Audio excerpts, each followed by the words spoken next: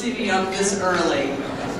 And I wouldn't be here if I didn't believe so strongly in what we're going to see and hear today.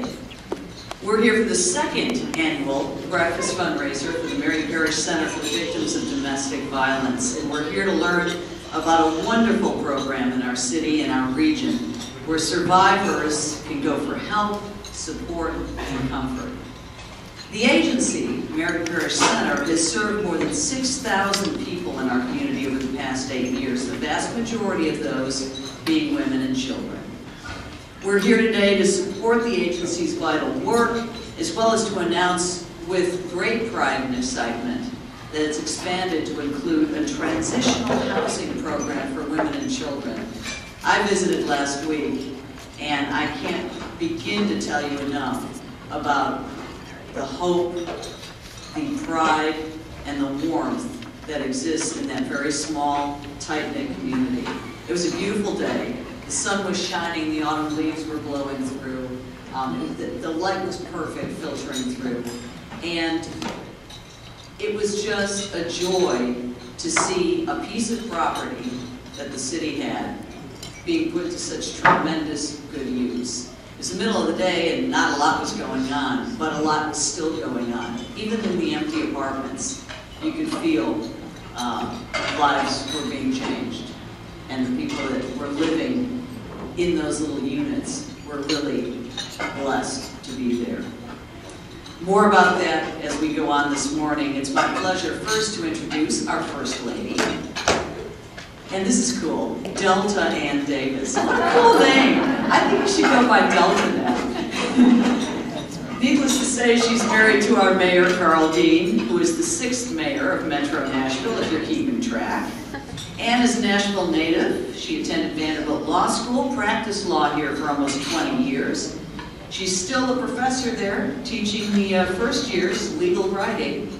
She's always been an active volunteer in the Nashville community, probably has the toughest job in town in terms of being pulled every which way. So we're certainly happy that she has a place in her heart for the Mary Parrish Center. Ladies and gentlemen, our First Lady, Ann Davis.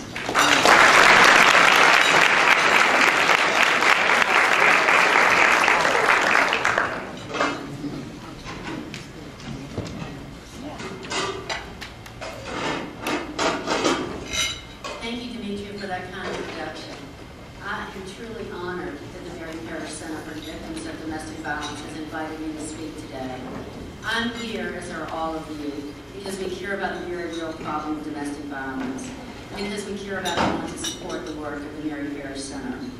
Let me start by giving you some statistics that remind all of us about how prevalent this problem is.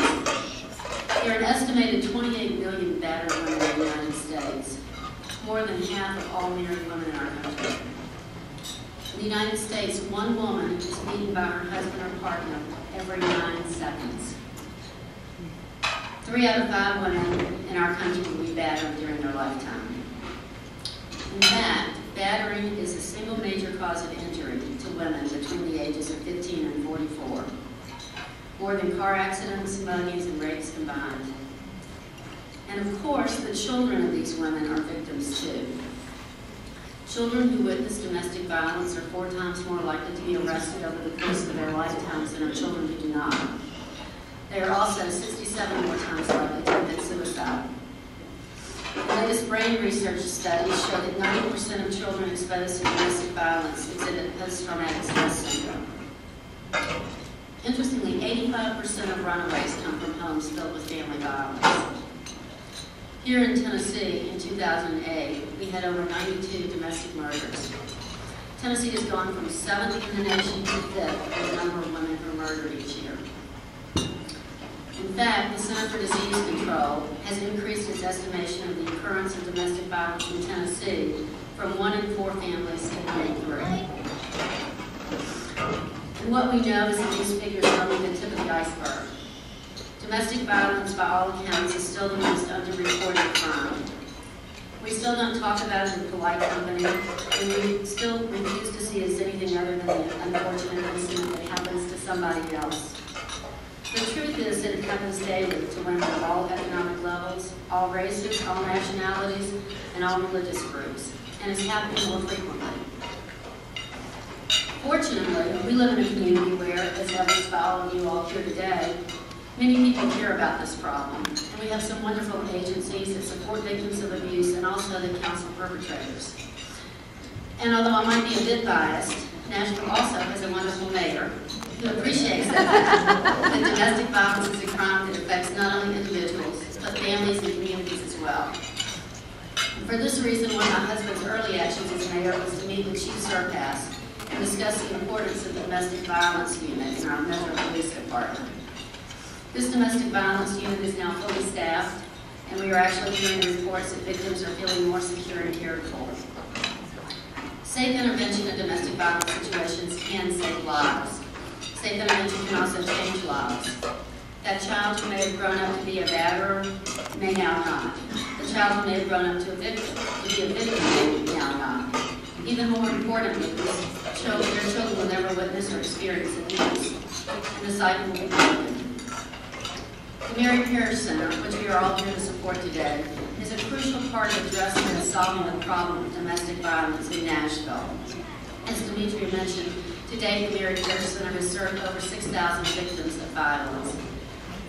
There's a history on the back of your program about the Mary Parrish Center, which I encourage you to read. I won't go through it here, but it is truly remarkable, the vision that these folks had who started the center and the work they've done over the last, I guess, 2002, the last 7 or 8 years. I had the opportunity last week to see some of this work when I visited the new transitional housing. I left feeling so grateful to live in a community where we have folks who had the vision to start the Mary Parrish Center and who do this work day in and day out. We are really lucky to have the Mary Parrish Center in our community. In closing, I'd like to thank each of you for the support you give to the center and the women and children it serves, and thank you for having me here today.